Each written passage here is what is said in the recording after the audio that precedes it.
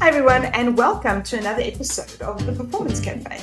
It is so lovely to have you here with us again on this Wednesday, and boy, are we in the middle of a heat wave in South Africa. So the Performance Cafe is doing very good on freezer-chinos and coffee freezers. And of course, the reason why it's so hot is because we're going into summer, and in South Africa, Christmas holidays are a big thing. Festive season is a big thing. And as I'm sort of wrapping up my work with clients, I'm starting to realize that we're very much in that place again where today might be sort of towards the end of November, but everyone's already at the point where please can it just be like the holiday? Can we just get the December holiday now? And I hear them, right? I feel pretty much the same. I mean, I know a lot of people talk and say, you know, it's a arbitrary end of year, because why do we get tired towards the end of the year? We shouldn't really. We could get tired any time of the year.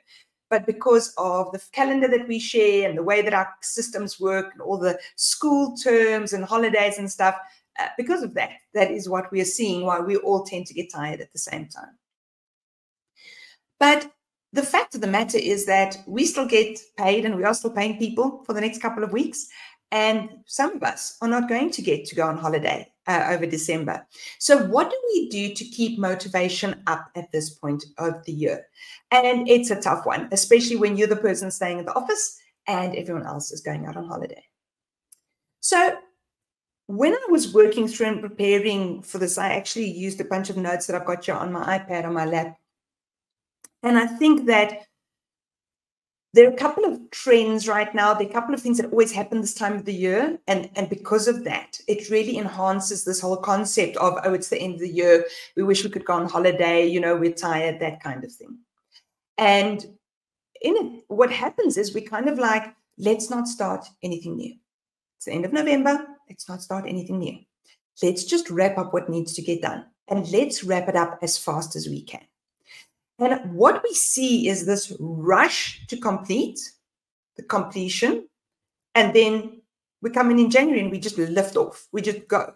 We just start all over again.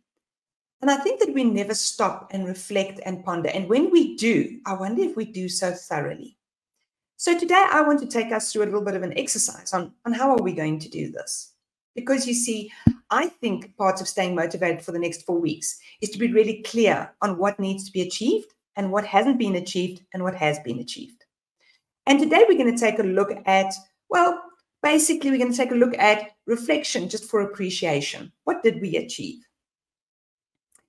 So the first thing that I like to think about at this time of the year is, what did I achieve?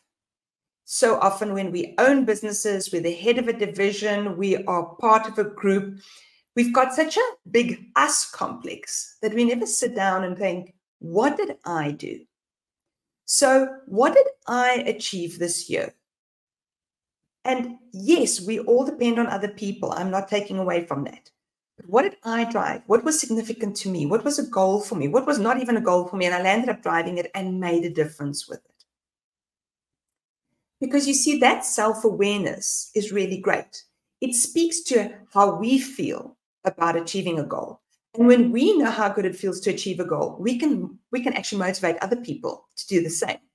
We can then help other people celebrate their successes. We also then are quite clear on where we want to go, which makes it really easy for the people in our teams and our colleagues and our peers to follow us where we want to go. Next up, when we take a look at how we reflect for appreciation and achievement, we say, what have certain individuals faced this year in our team or our business, and what did they achieve? Now, on the one hand, it could be something like getting a particular accreditation that's good for the business. This particular individual maybe ran a project that was really good for the business. It could be something like this person actually had a lot going on in their personal life and yet made sure that all their goals at work were achieved, or, you know, they showed a lot of tenacity and resilience in getting those goals achieved. And then on the third layer, when we take a look at appreciation, is what would we have not could have, let me try that again. What could we have not have achieved if the whole team wasn't contributing? So what did we achieve as a team? What did we tick off that list? So often, and many of you will know that I speak often about our negativity bias. So often our negativity bias will say, oh, but we haven't done this, we haven't done that, we haven't signed this one client, we haven't finished that marketing campaign, we haven't finished up wrapping up this little project. And we actually overlook 5 or 6 things that we did right for every one thing that's gone wrong. And that's not appreciation. That's just dumping on ourselves. And we're all too tired for that. Plus, it's not really going to help us at this stage to focus there. So that's appreciation. Appreciation is for what was achieved. I'd like us to take a next step. I'd like us to take a look, at the next step.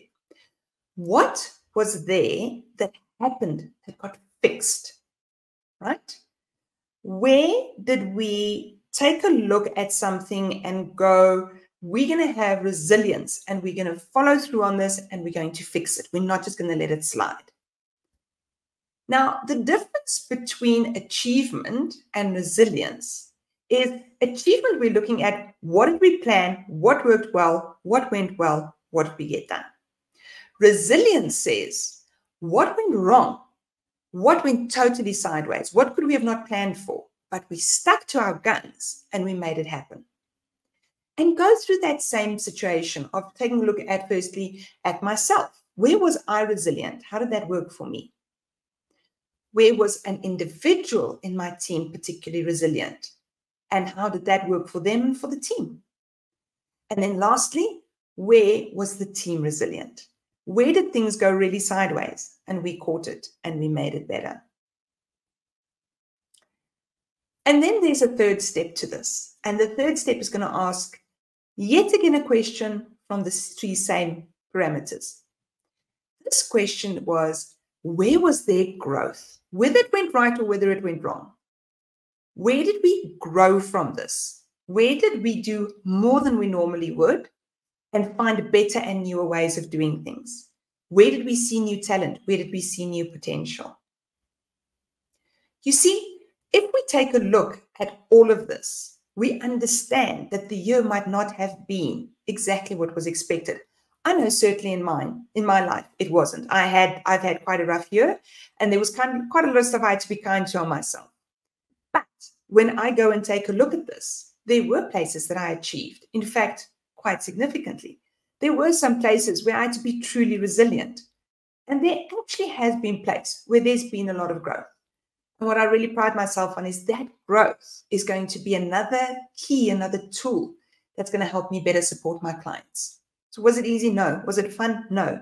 Did I grow? Heck yes. Will I know better? Absolutely.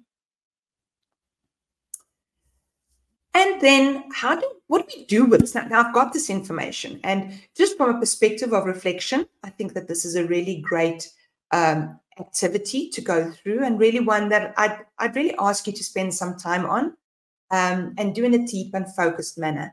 If you want to do it with your team, it's kind of fun to say to them, let's build time capsules, one for achievement, one for resilience, and one for growth. If we had to park these into a little time capsule for this year, what could we have done? Really valuable to get talking about those things and not just forget what happened and lay it behind us.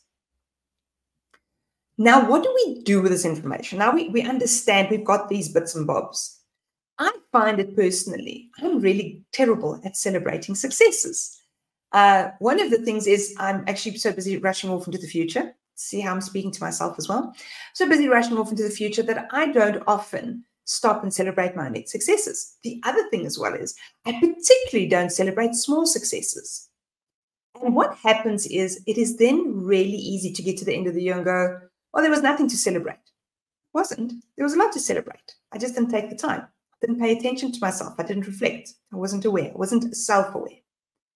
So now that we've got this information, what do we do with it? Well, firstly, how would you celebrate for yourself? It can be something small. It can be, I'm going to go and have a favorite cup of coffee somewhere, or where I'm going to go on holiday and I'm going to go and watch a movie that only I would like and none of my family would like, and I'm going to go on my own and I'm going to enjoy this. It doesn't need to be a big thing, but it does need to be a thing, as they would say, because otherwise we overlook the successes of the year.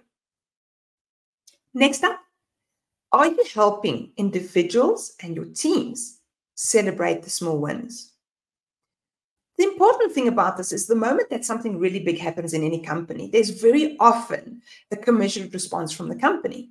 There'll be a bonus, a reward, an award, whatever the case may be, because this big thing happened. We finished a big project. We landed a big client. But you see, it's an interesting thing. Those of you who have heard me talk about the growth mindset will understand where I'm coming from with the next statement. And that is that if we only reward results and not effort, we're never going to get anywhere. Because how many proposals do we write that fall flat? How many do we write that actually win? If we only celebrate those that win, well, then the effort that we've paid for feels unjustified. Feels like we wasted time. It leaves people feeling futile. So I would really use this exercise to understand what happened throughout the year and what didn't we celebrate? What could we celebrate and how could we celebrate it? And again, it doesn't need to be a big thing. It is just about the fact that we need to reward the effort. And yeah, a lot of you say, Innocent, well, if I'm rewarding effort and we never get results, that's not great either. I agree. But there's ample other times to go through what was the process of effort and why didn't we get the reward. For now, it's the end of the year. Let's get the motivation up. Let's acknowledge people for those little wins and the big ones too. That's me for now. And I hope that you have had, hold on. I'll stop. John, let me just quickly get this out. I will start again. So that's me for now. I hope that you have found this valuable. And if you have enjoyed the video, then please go to our channels and go and take a look at them. We record all of these videos and we upload them to YouTube, Facebook, and LinkedIn. And soon we'll be turning them into podcasts as well, I hear, which can be found, which will be able to be found on all your podcasting platforms. And then, of course, all of these get turned into related articles that can be found on the website performforward.com. As always, if you have any questions or suggestions for topics, do leave a comment on your platform of choice and I'll get back to you as soon as possible. Until then, well, I'll see you next Wednesday at the Performance Cafe.